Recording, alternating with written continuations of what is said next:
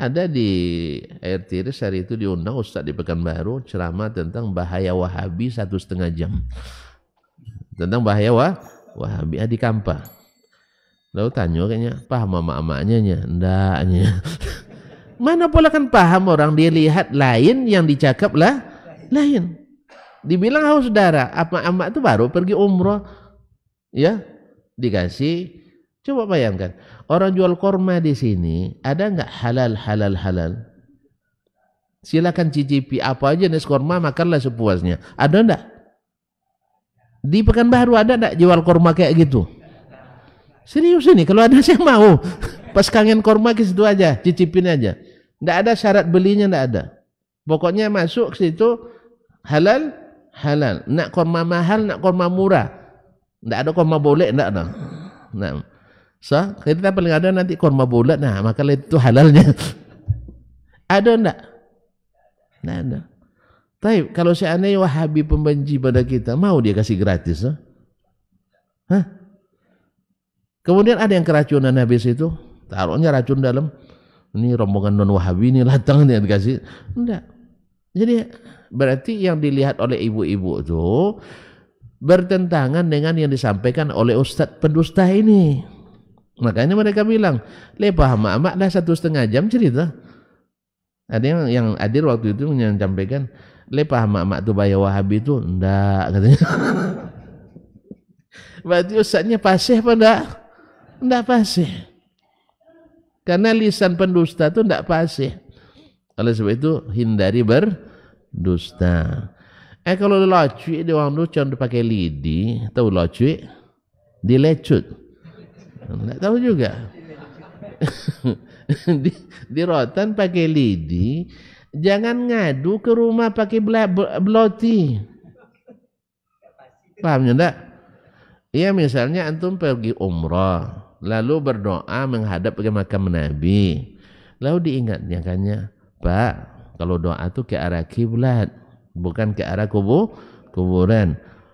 Hati-hati bonci ke Wahabi itu diserang mau pakai pedang katanya. Mau dibunuh saya gara-gara berdoa menghadap makam Nabi. Akhirnya datang fitnah lagi. Iyalah, karena Wahabi itu ziarah kubur itu syirik katanya.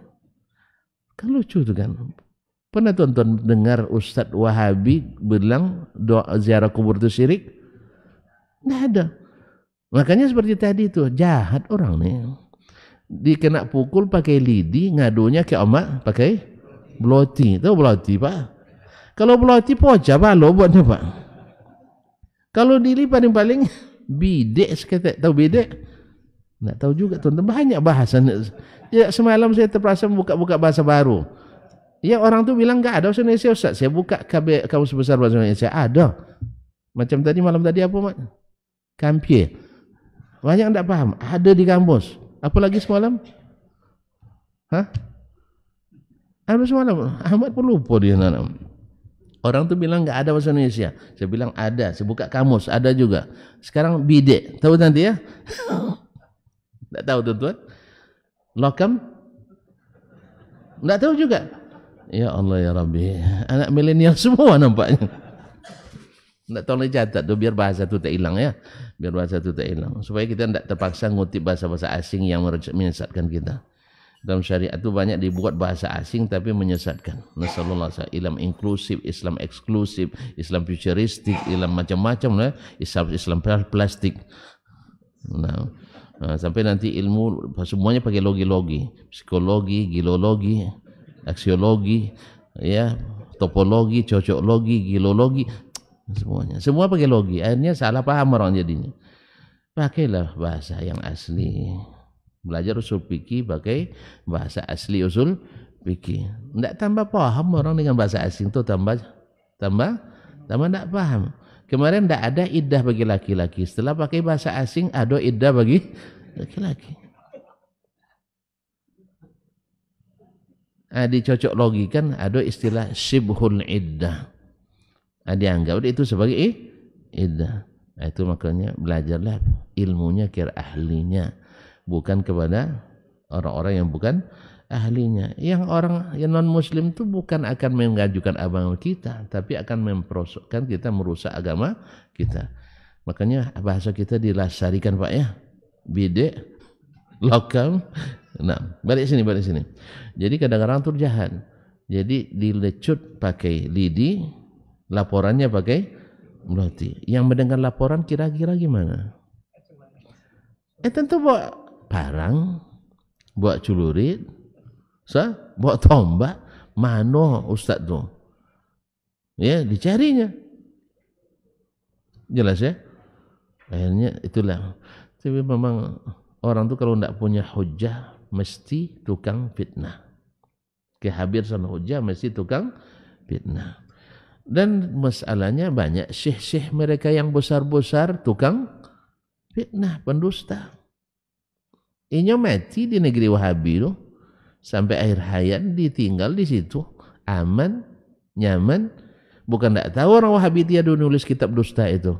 Tapi supaya dunia tahu bahwasanya tidak semua yang tak sepakat harus dihabisi. Dan memang bukan itu manhajnya mereka. Bukan mereka yang manhajnya seperti itu. Hanya musuh-musuh dakwah melekatkan itu kepada mereka. Akhirnya yang tidak tahu termakan isu. Seperti Khawarij dulu termakan isu. Tidak usah nuntut ilmu sama sahabat. Sebab mereka sudah jadi alat pejabat. Subhanallah. Baru tahu tonton ya. Baru tahu ya. Itulah makanya kita perlu ngaji tuh. Jadi isunya dulu tuh sahabat sudah tak seperti dulu lagi. Nah, sama nanti ikutlah si fulan kan dia istiqamah di atas sunnah itu. Oh enggak, memang dia hafal sunnah, belajar sama si fulan. Cuman enggak contoh dulu lah. Nyalah dokek je pemerintah dong. Jadi alat pemerintah. Padahal pemerintah itu yang tunduk ke fatwa syekh, bukan syekh yang berfatwa sesuai pesan pemerintah. Tapi karena pemerintahnya sudah dianggap kafir, seluruh ulama yang berhubungan dengannya dianggap kafir, dan bahkan kawan-kawan mereka yang berhubungan dikafirkan juga.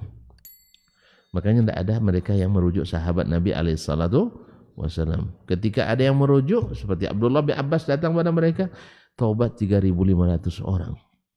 Bayangkan, 3.500 orang ikut kami bonongo kaji kubuyanya. Sama juga kita dulu awal-awal sebelum ngaji ke dia, itu Wahabi dulu katanya. Nyapa Wahabi?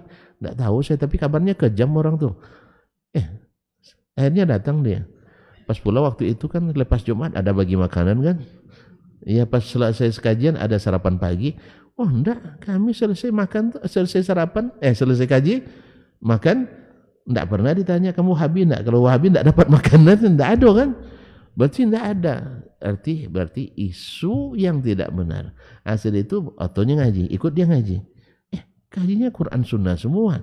Enggak pakai main akal-akalan. Alhamdulillah ternyata lomak gaji Wahabi lepas gaji labi-labi. Allah Ustaz. Jadi kaum muslimin fitnah itu banyak. Jadi setelah ngaji tahu dia ternyata di sini Al-Qur'an, hadis, manhaj salaf para sahabat. Tentu hati yang masih fitri, yang masih belum rusak, belum terkontaminasi, senang dengan Al-Qur'an dibacakan, senang hadis dihidupkan, sunnah dihidupkan, senang perkataan sahabat dikedepankan daripada perkataan Aristoteles, Plato, Alexander Agung, ya kan, dan sebagainya. Namun-namunnya entah lebih dekat kepada syaitan daripada kepada Ar-Rahman. Akhirnya ngaji kita sah? Coba yang dulu memusuhi Wahabi dakwah tunjuk tangan. Segan kita sekarang kan? Enggak usah dibuka-buka lagi, itu masa tilka ummatun qad khalat. Masa yang sudah berlalu. Awal-awal begitu. Kita curiga.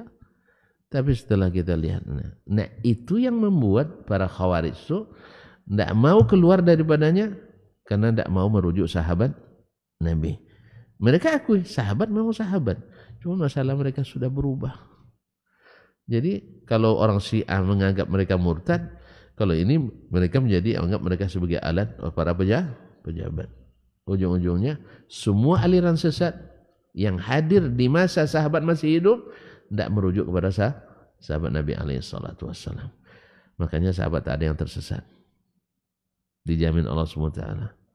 Sedangkan yang setelah generasi setelahnya ada yang tersesat.